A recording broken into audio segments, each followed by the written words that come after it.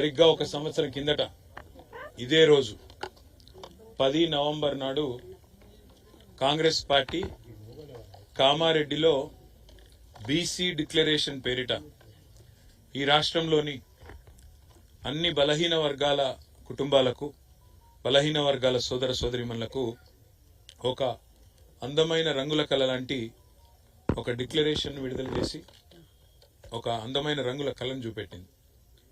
5 ఏళ్లలో 1,00,000 కోట్లు బీసీల అభ్యున్నతికి ఖర్చు పెడతామని, బీసీ సబ్ ప్లాన్ తెస్తామని, 42% రిజర్వేషన్ కల్పిస్తామని, కుల వృత్తులను ఆదరిస్తామని, సిరిసిల్లలో మెగా పవర్లూమ్ క్లస్టర్ ఏర్పాటు చేస్తామని, సిరిసిల్లలోనే కాకుండా నేతన్నలు ఎక్కడెక్కడైతే ఉన్నారో ప్రతి చోట కూడా నేతన్నలకు గత బీఆర్ఎస్ ప్రభుత్వం చేసిన దానికంటే, కేసీఆర్ చేసిన దానికంటే ఎక్కువ చేస్తామని చెప్పి ఊదరగొట్టి సరిగ్గా ఇదే రోజు సంవత్సరం కిందట 365 రోజుల కిందట కామారెడ్డిలో బీసీ డిక్లరేషన్ విడుదల చేయడం జరిగింది.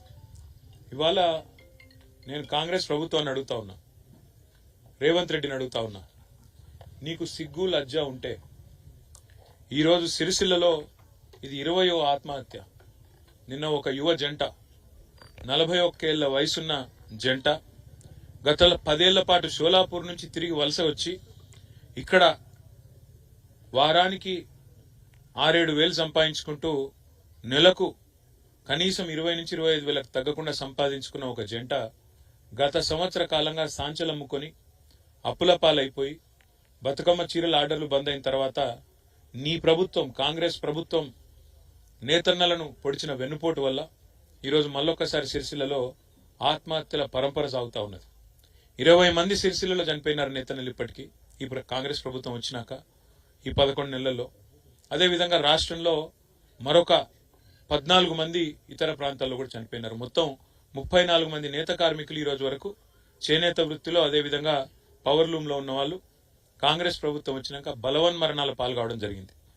కాంగ్రెస్ ప్రభుత్వానికి చిత్తశుద్ధి, సిగ్గు, లజ్జ ఏమన్నా ఉంటే ఇప్పటికైనా ఇచ్చిన ప్రతి హామీని నెరవేర్చే దిశగా ప్రయత్నం చేయాలి. మీరే చెప్పినారు పెన్షన్లు డబుల్ చేస్తామన్నారు. ఇవాళ సిరిసిల్లలో నేతన్నలకి 50 ఏళ్ల పైబడ్డ వాళ్ళందరికీ గత ప్రభుత్వం కేసీఆర్ గారి ప్రభుత్వం అప్పటిదాకా 200 రూపాయల పెన్షన్ ఉంటే దాన్ని 10 రెట్లు పెంచి 2,000 చేసింది.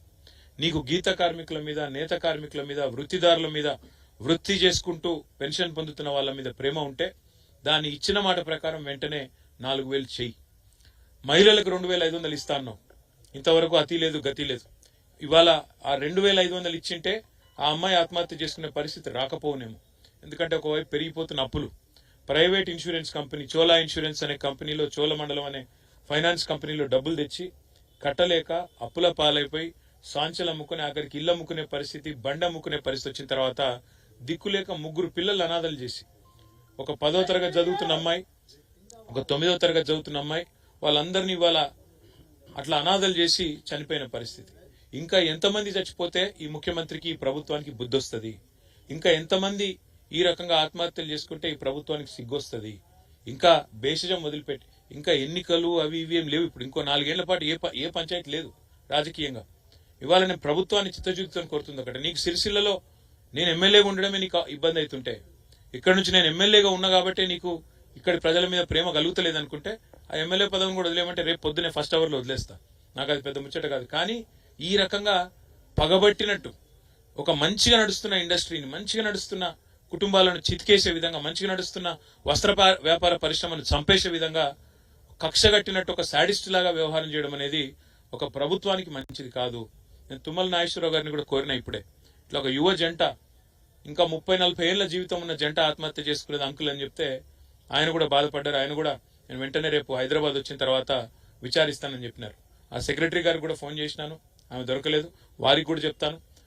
రేవంత్ రెడ్డి గారికి కూడా మీ ద్వారా మీడియా ముఖంగా చెప్తా ఉన్నా, నీకు సిరిసిల్ల మీద పగ, కోపం కేవలం నా వల్లనే ఉంటే, నేను ఇక్కడ ఎమ్మెల్యేగా ఉండడమే నీకు అడ్డంగా ఉంటే ఆ ఎమ్మెల్యే పదవిని కూడా కావాలంటే రాజీనామా చేస్తా. నాకు